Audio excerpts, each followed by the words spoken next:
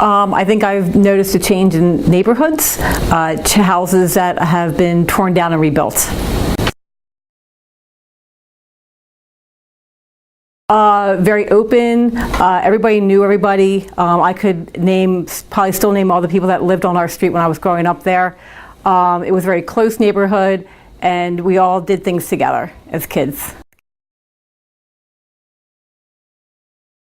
I think it gives us a sense of legacy. I'm very fortunate to be a researcher for the Historical Society of Haddonfield, and I think knowing our past and appreciating it, we can use that to plan our future. We're actually in the process of protecting Boxwood Hall. It's a historic site on Haddon Avenue. A developer 3 years ago wanted to come in and build out the backyard of the property into condo units. For right now, even though it's in litigation, the property has been protected, and we're hoping that we're going to have a good end of the story with that. I definitely got involved with land conservation. I'm definitely an environmentalist at heart, and there was a potential of a property around the corner where I grew up on Marion Avenue that was going up for sale. It was the backyard of Birdwood's estate, the Driscoll property, and I got involved with the Historical Society because I actually was coming in to research the property's history. We were actually applying for grants and looking for the history for Green Acres properties.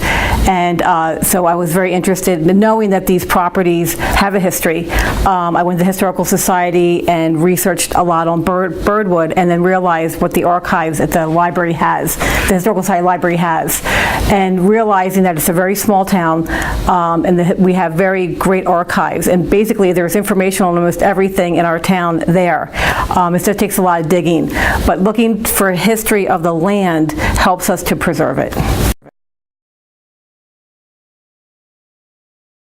I'm definitely very interested in our parks, and while we were researching Birdwood, we came across some information about Hopkins Pond, and it was really interesting to find out that Hopkins Pond was actually protected. It was actually up for sale. And through newspaper articles and manuscripts that were left through Samuel Nicholson Rhodes, we actually started piecing together a history that Hopkins Pond, Evans Pond were actually up for sale. They were private properties at one time. And knowing that people rallied and bonded money almost 100 years ago to protect those two properties for us to use them as open space and public parks today, I think that's really interesting. I think that besides leaving historic homes, which is very important, I'm thinking I would really like to see them save their settings. People used to have nice sized yards. They used to have gardens. They had woods. They had trees around them. I would like to see us go back to a tradition where we didn't clear cut the properties once that they were sold and McMansioned. I'd like to see a little respect for the setting around the houses to be saved.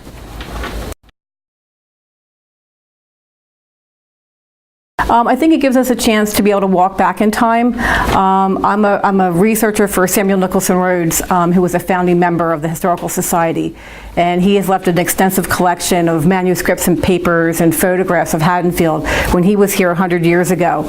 And it's very impressive to me that when he writes about Hopkins Pond when he was in grade school, and I can still walk to that same site, and I could hear him talk about the birds that he saw or the trees that he saw, and I could still walk through that and appreciate that. It's that type of being able to walk back in time and knowing that 100 years from now, as I leave my manuscripts and my photographs and my memories of Hopkins Pond, the next generation is going to be able to appreciate that too.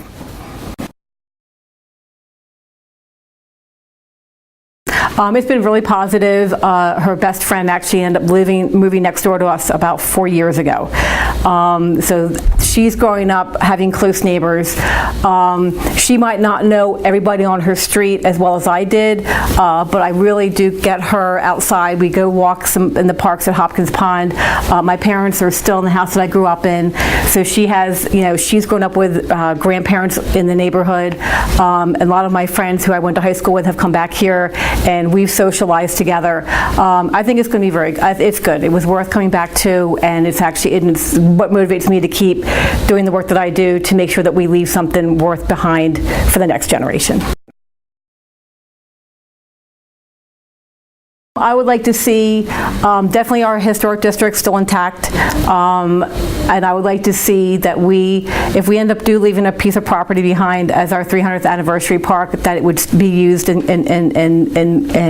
appreciated as much as we've left the parks that we've been left to us.